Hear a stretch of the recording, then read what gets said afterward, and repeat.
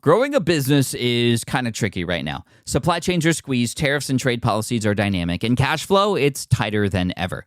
You need clarity to come out on top. Without it, you risk falling behind. If only you could hop in the DeLorean and see the future, right?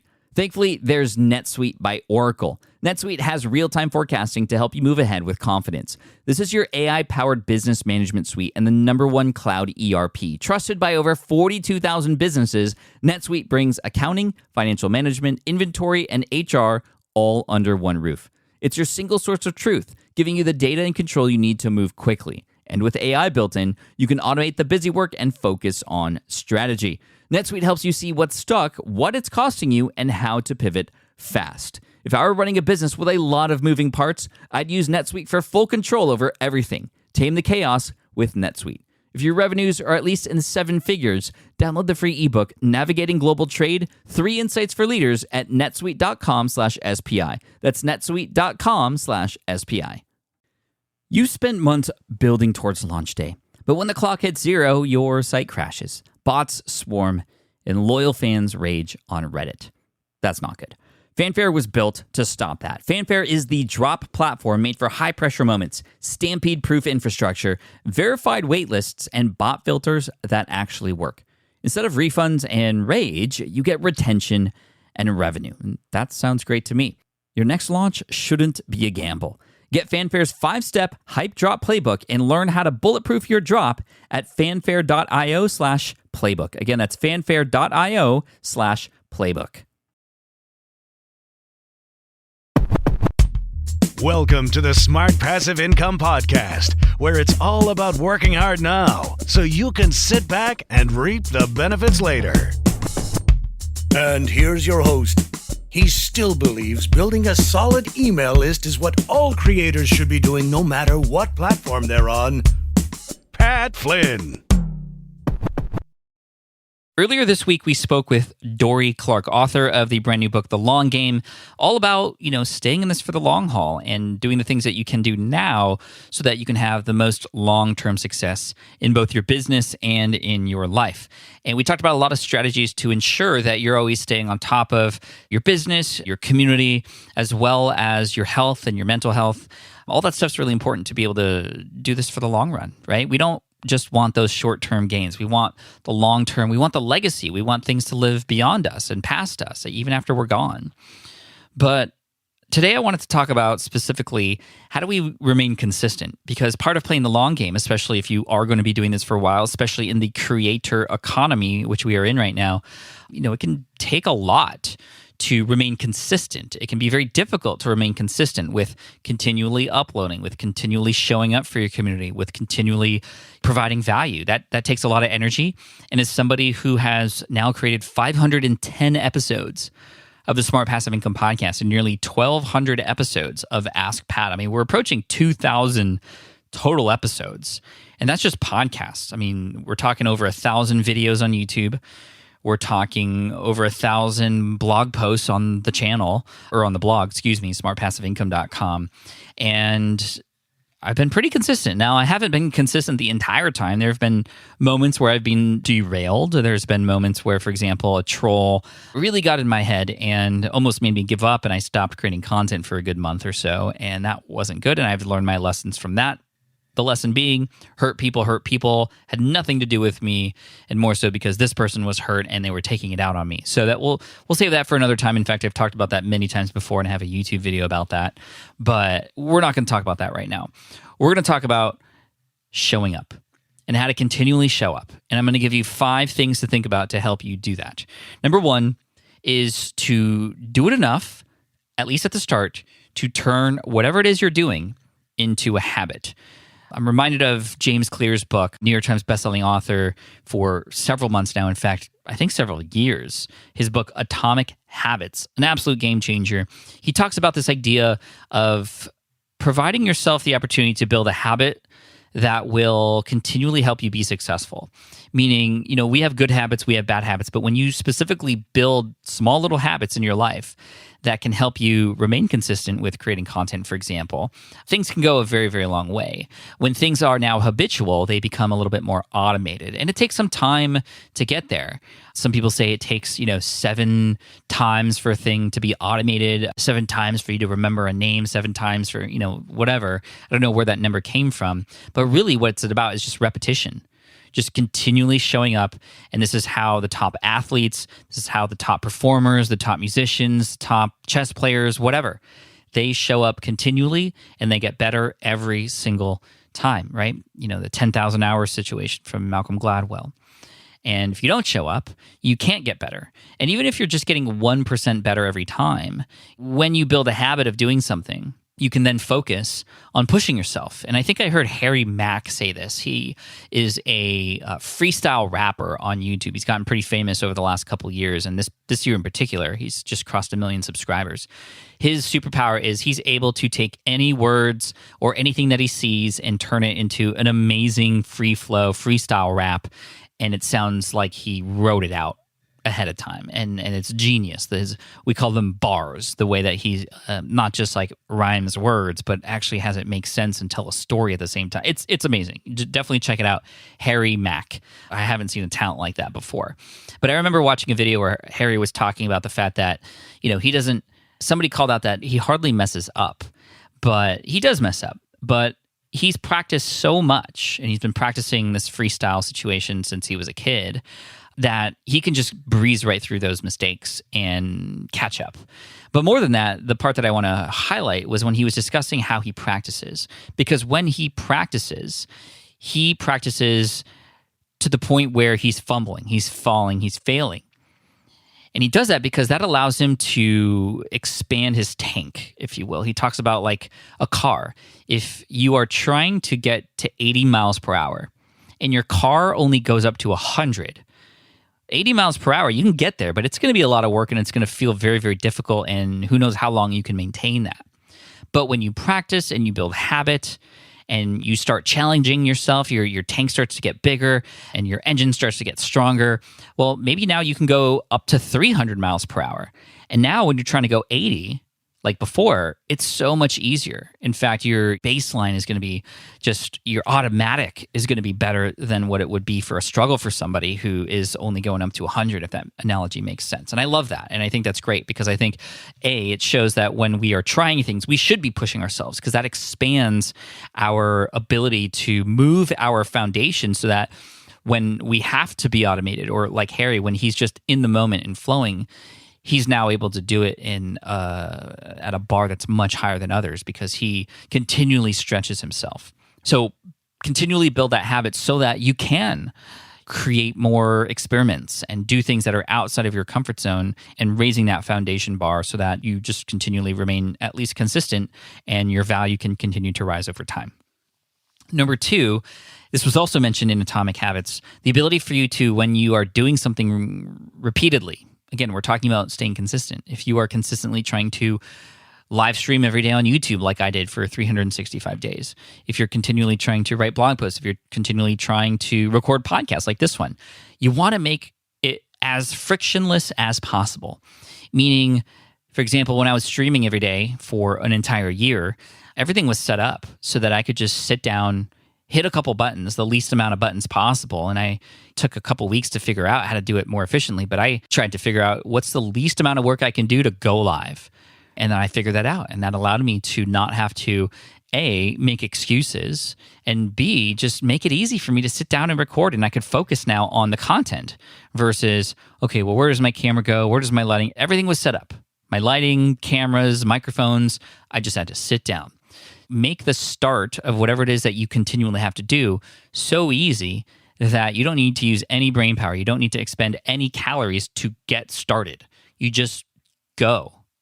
And then you can build those habits and everything we talked about in number 1. Number 3, recognizing and remembering your why. It can be very easy to get started because you have a reason and you have a drive for it. But in the middle of it, and when you've been sort of doing this for multiple seasons, whatever it is that you're trying to do, you can very much separate yourself from the beginning and why you are doing this in the first place. And I think it's important to have systems and support and something in place so that you are reminded about why you're doing this in the first place. Because it will feel like work. It feels like a grind. And I tell you, like, this podcast and other content that I create, YouTube videos, it doesn't come easy. I try to make it as easy as possible, but it's still work. I'm grinding it out. But because I know why I'm grinding it out, I'm willing to do it. And so I have many of you to thank for it. I'm often reminded from the audience that you are a big reason why I do what I do. I'm reminded every day being at home with the kids who are growing up so fast, and I want to be a great example for them. And I'm reminded by my mastermind friends and my colleagues and people who just continually lift me up in the space that I'm trying to put myself in, especially because, again, to point number one, I'm always trying, expanding, and sort of raising my bar. So remembering your why. Number 4, gamification. This isn't for everybody, but it's definitely for me. There's a reason why some people are so obsessed with their Apple Watches. And it's not just because they can read off their text messages from their voice into their watch. It's because they have these little rings on them that keep track of how many steps you take and heart rate and all this other stuff. And you have to fill out the rings every day. And I know some people who are absolutely obsessed. I knew a guy who was short on his rings one day that he got up on the plane. He was on a plane traveling. And because of the hour that it was, he wasn't going to be able to get his rings in on time and have enough steps that he ended up just walking on the plane up and down the aisle a bunch to get in those steps so he could fill up those rings, because you get a streak. And worse than the pain of doing the thing, the workout, the content creation, whatever, is the pain of breaking that streak. And so gamification can be a really amazing tool for you to continually show up, to keep track of what it is you're doing and try not to stop that streak. And this is why batch processing in the world of content is key, because yes, there are weeks where I just don't feel like podcasting. There are weeks where I don't feel like getting on video. But because there are weeks where I am so into it, I'll batch process and use that energy that I have at that time to create as much as possible, multiple podcast episodes, multiple videos, so that when and if there are moments where I'm just not feeling it, it's still consistently showing up for people because we have a backlog, right? And this is where planning ahead comes into play so that you can remain consistent, not because you're grinding yourself to the ground, but because you've planned ahead. Right? And you've built yourself a little library or a compendium, if you will, of content that you can come out with still continually and consistently for your audience while you are taking breaks and working with your own energy and resting up when you need to. And then number 5 here, and this is one of my favorite things to do, is to mix it up. Yes, we want to remain consistent, and our audience expects a certain level of standard of quality and a certain type of episode. But honestly, one thing that's kept me going over time is mixing it up every once in a while. These Friday follow-up episodes weren't always here, and they might not always be here. We're probably going to mix it up in some way, shape, or form, or who knows if they're going to move to its own podcast or what. But mixing it up allows me to get reinterested. It allows me to get excited again about something that feels like it's new, even though it's actually just a adjustment or a pivot or an experiment that I'm running within the business. And it also gets the audience excited. As consistent as we want to be, a little bit of mixing it up or a pattern interrupt or a state change, as you will hear it said sometimes, is always good to reset people, to get them to go, oh, that's different. No wonder why I love this show. Or, wow, this is like, I haven't heard it like this before. This is interesting. And at least you're getting people to pay attention, because sometimes when people consistently consume your content, they can begin to put on those blinders. And I think it's important to mix it up, because when you mix it up, you can have fun. And when you're having fun, your audience is having fun. And I'm having a lot of fun right now. I hope you can tell, going over these things. And I am just so grateful that I have 13 years of business experience now. Man, that makes me feel really old. Since 2008, of experience, of failures, of wins, of relationships, of trial and error and attempts and experiments that I could share with you. And a lot of this, everything here today, is not just me talking and regurgitating things that I've once heard before. It's me having also lived through these things. And hopefully you can tell with the fact that we're at episode 510 now, that we've got this consistency thing down. The other thing I'll share is, as you begin to grow your business, and you might be in this place in your business right now, but there's going to be moments where you're going to start to feel burnt out, and avoiding that burnout, like we talked about in episode 509 with Dory, is really key. And this is where you make a decision to, slow down a little bit, which is totally okay to do, or hire a team to help you so that they can continue to push the pedal for you, or even push it faster, or push multiple pedals to allow you to go in different directions should you want to do that without spreading yourself thin and burning yourself out. So I hope this episode was helpful for you today. I want to thank Dory Clark for inspiring me to share this kind of information, because remaining consistent, very, very important, especially if you want to build fans. You're not going to build fans if you just show up when you want to show up, but you also got to show up when you don't want to. But using tricks like batch processing and then reminding yourself about the why and making it easy for you to start so it's not even feeling like work anymore or a chore, these are all methods and strategies you can use to make it easier for yourself and your future and your content, and your audience is going to love you for it. So thank you so much. Make sure to listen to 509 if you haven't already. Just go back one episode, and we have some great guests coming your way very, very soon too. So make sure you subscribe if you haven't already. If this was the first time you listened to me here, thank you. I appreciate you. Make sure to check out smartpassiveincome.com. And if you're interested in joining a community of amazing entrepreneurs, you can apply at smartpassiveincome.com/pro, where you can get access to events and access to my team and each other and masterminds and book clubs and other workshops and other things that'll help you in your business. Again, check that out, smartpassiveincome.com/pro. And I'll see you next week. Cheers, peace out, take care, and as always, Team Flynn for the win. Thanks for listening to the Smart Passive Income Podcast at smartpassiveincome.com. I'm your host, Pat Flynn. Our senior producer is Sarah Jane Hess. Our series producer is David Grabowski. And our executive producer is Matt Gartland.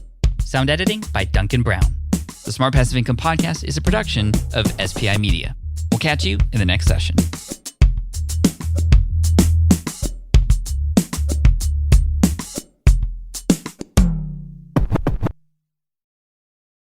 Hey, fellow podcaster, does this sound like something you've experienced? You record your podcast episode on one platform, download the files, edit in another app, then fire up a different tool just to create these social clips.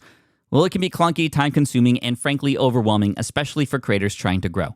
And that's why I'm excited to tell you about Riverside. Riverside is the all-in-one platform. Record, edit, and repurpose your podcast content all in one place. You just log in, record with your guests no matter where you are in the world, and just like that, studio-quality audio and high-resolution video. We use Riverside here at SPI as well now. With built-in AI, I can automatically clean up my audio, saving myself so much editing time, and it can even auto-generate clips to make promoting the show a breeze. And with Magic Clips, I can grab the best moments and repurpose them as short-form video, perfect for YouTube Shorts, TikTok, or Instagram, without re-recording a thing. So if you're tired of juggling tools and want a faster, simpler way to create and scale your content, it's time to try Riverside, built by creators for creators. Just go to smartpassiveincome.com/Riverside and use code SMART to get 1 month free on the Pro plan. That's smartpassiveincome.com/Riverside, promo code SMART. More people dream about building their own business and being their own boss rather than retiring early. But a majority of them never even take the first steps to register the business. Why? Because starting a business can feel overwhelming. With legal forms, paperwork, finances, it's a lot. And that's where Taylor Brands comes in. Taylor is a complete business builder designed to make launching your business simple and stress-free. You can register your LLC in just minutes, keeping your personal and business assets separate from day one. And from there, you can get access to everything you need to get off the ground, from legal documents, licenses and permits, invoicing and bookkeeping tools, and even a 100-day business coaching program to help you hit the ground running. You'll also get a free personalized business plan, branding tools, and so much more. And of course, our listeners get an exclusive 35% discount to get started. Just head to taylorBrands.com/SPI. That's TaylorBrands.com/SPI. Stop dreaming, start building with Taylor Brands.